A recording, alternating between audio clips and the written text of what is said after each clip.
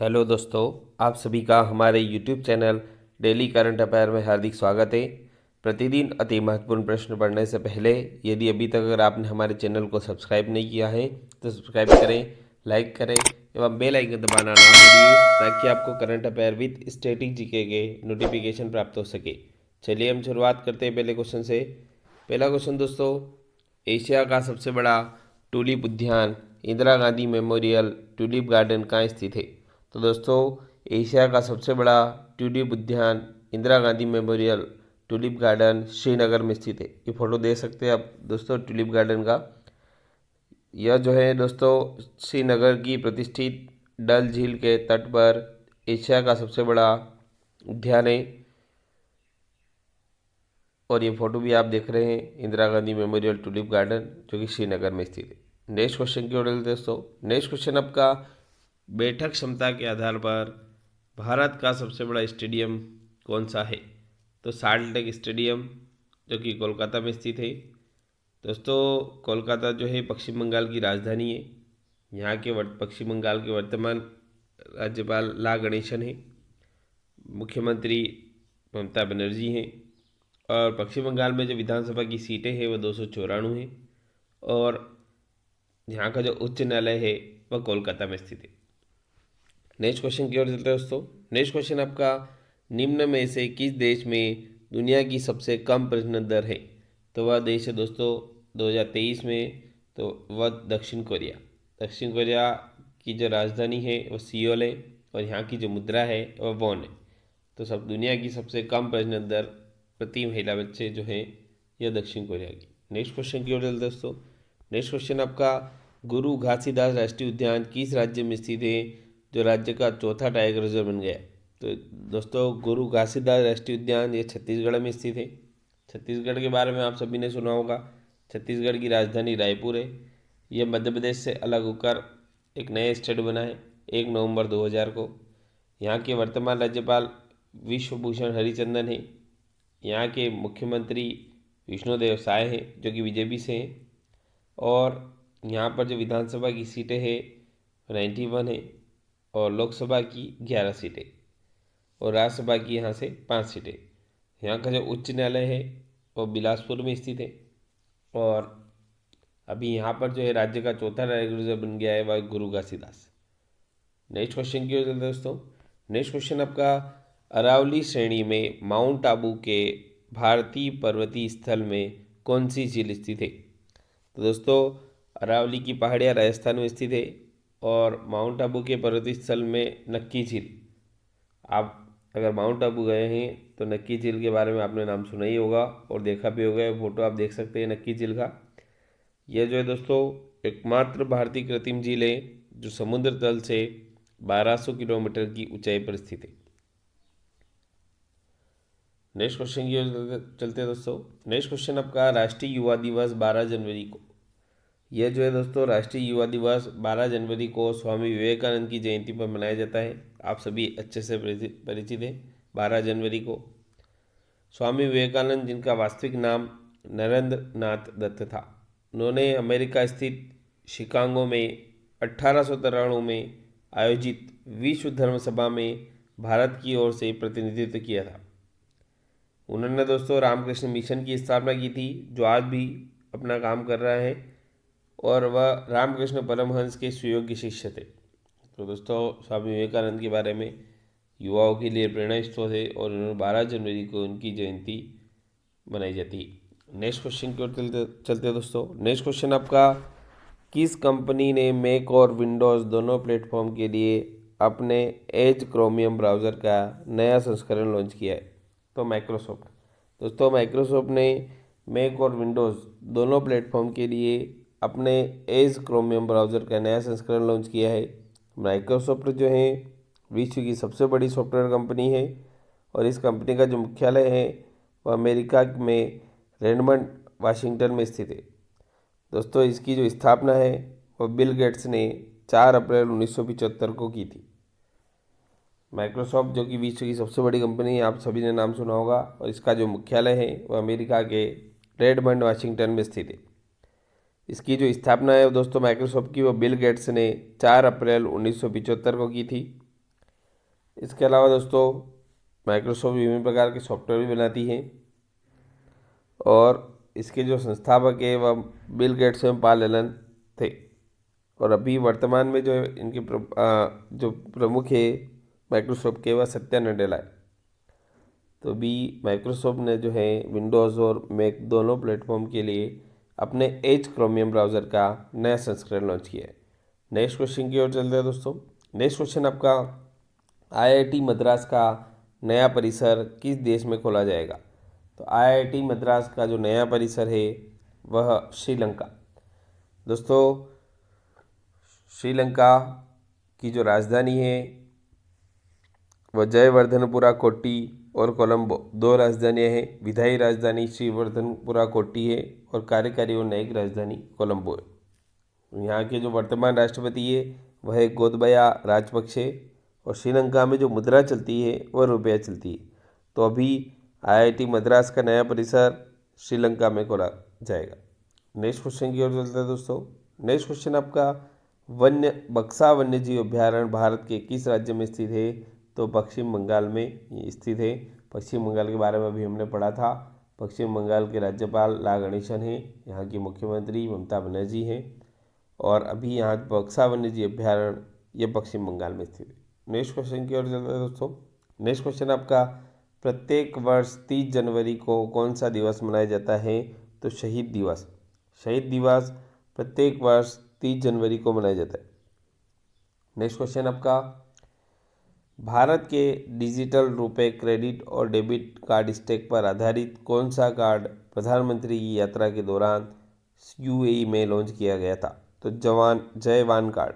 दोस्तों जयवान कार्ड जो है भारत में डिजिटल और डेबिट कार्ड स्टैक पर आधारित प्रधानमंत्री नरेंद्र मोदी की यात्रा के दौरान यूएई ने लॉन्च किया है।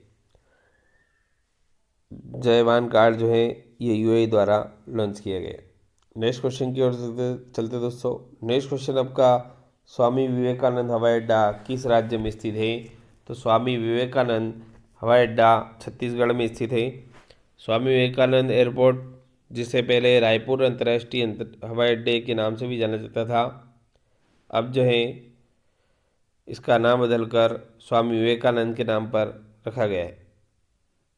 नेक्स्ट क्वेश्चन की ओर चलते हैं दोस्तों। नेक्स्ट क्वेश्चन आपका पृथ्वी की परपड़ी में सबसे प्रचुर धातु कौन सी है? तो पृथ्वी की परपड़ी में सबसे प्रचुर धातु एल्यूमिनियम है। एल्यूमिनियम के बारे में आप सभी ने सुना होगा। ये पृथ्वी की परपड़ी में सबसे प्रचुर मात्रा में पाई जाने वाली धातु है। एल्यूमिनियम पृथ्वी की ठोस सतह का लगभग 8.1% बनाता है। एल्यूमिनियम पृथ्वी के पर मुख्य रूप से क्रस्ट में चट्टानों में पाया जाता है, जहाँ यह ऑक्सीजन और सिलिकॉन के बाद तीसरा सबसे प्रचुर तत्व है। तो सबसे प्रचुर मात्रा में एल्यूमिनियम पाया जाता है पृथ्वी की परपड़ी पर। नेक्स्ट क्वेश्चन की ओर चलते हैं दोस्तों। नेक्स्ट क्वेश्चन आपका ब्रेक इवन पॉइंट कहाँ होता है? तो ब्रेक इवन पॉइंट जब कुल राजस्व कुल लागत के बराबर हो तब ब्रेक इवन पॉइंट होता है। दोस्तों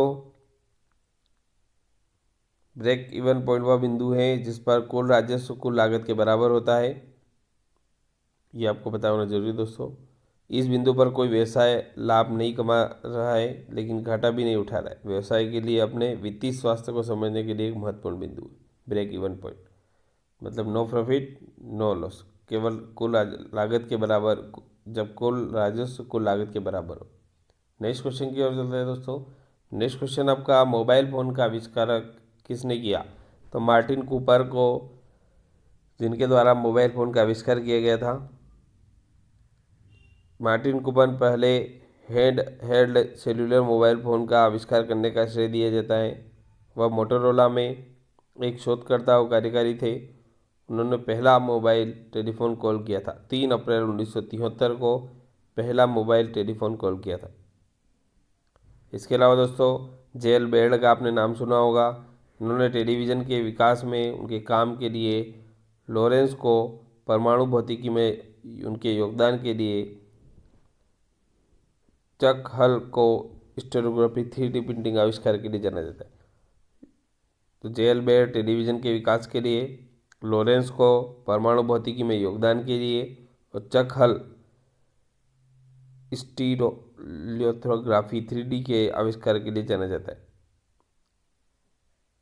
3D प्रिंटिंग के आविष्कार के लिए चक हल को जाना जाता है। लॉरेंस को परमाणु भौतिकी में योगदान के लिए जाना जाता है। और जेएल बेड को टेलीविजन के विकास में उनके काम के लिए जाना जाता है। और मोबाइल फोन का आविष्कारक मार्टिन कूपर है।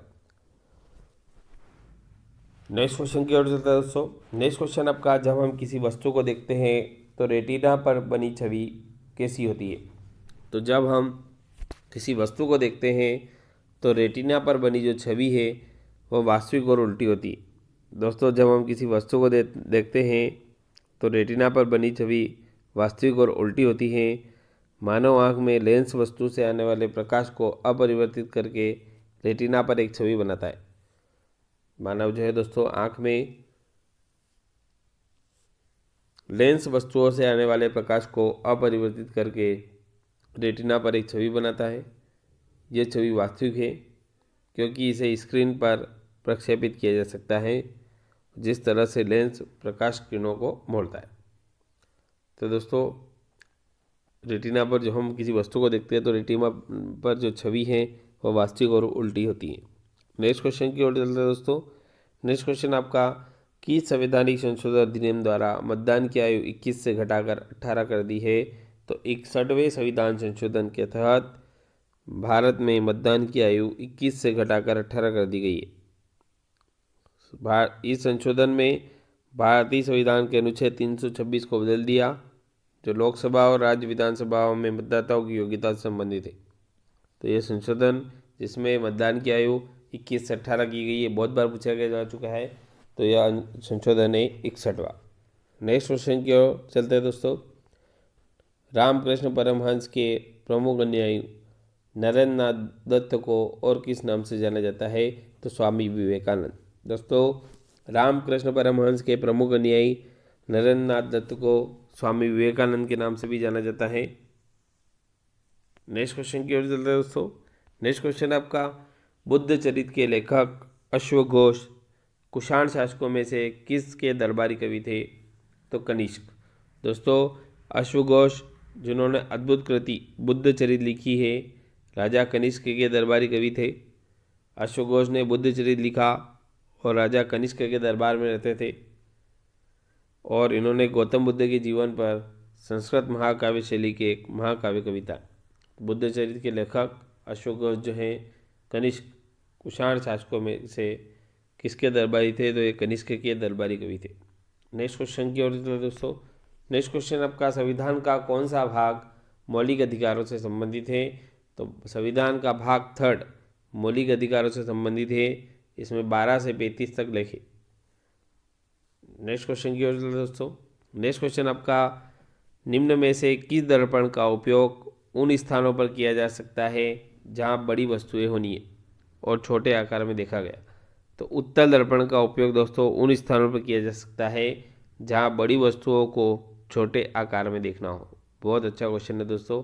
बड़ी वस्तुओं को छोटे आकार में देखने के लिए उत्तल दर्पण का उपयोग किया जा सकता है। घुमावदार दर्पण घुमावदार परावर्तक सतह वाला दर्पण होता है। सतह या तो उत्तल या अवतल हो सकती है। तो दोस्तों, बहुत अच्छा क्वेश्चन है कि बड़ी वस्तुओं को छोटे आकार में देखने के लिए उत्तल दर्पण का उपयोग किया जाता है। नेक्स्ट क्वेश्चन की ओर चलते हैं दोस्तों। नेक्स्ट क्वेश्चन आपका बहुत अच्छी ट्रिक है दोस्तों। तने से प्राप्त होने वाली प्रमुख फसलें कौन कौन सी है, ये आपको पता होना जरूरी है दोस्तों। ये एग्जाम में पूछी जाती है। तो इसके लिए ट्रिक है दोस्तों, हद कर दी आपने। अगर आपने ये याद रख लिया तो हमारी तने से प्राप्त होने वाली फसलें सब याद रह जाएगी। हद कर दी आपने। हद से हल्दी, कर से केसर, दी से आदि, आ से आलू और प से प्याज। तो ये तने से होने वाली प्रमुख फसलें एग्जाम में पूछी जाती है दोस्तों। कन्फ्यूजन भी बहुत रहता है, तो हमको ट्रिक पता होगी तो हम जल्दी से इसको कवर कर पाएंगे। यदि अभी तक अगर आपने हमारे चैनल को सब्सक्राइब नहीं किया है तो सब्सक्राइब करें, लाइक करें और बेल आइकन दबाना ना भूलिए, ताकि current affair with static GK के नोटिफिकेशन आपको प्राप्त हो सके। Thank you.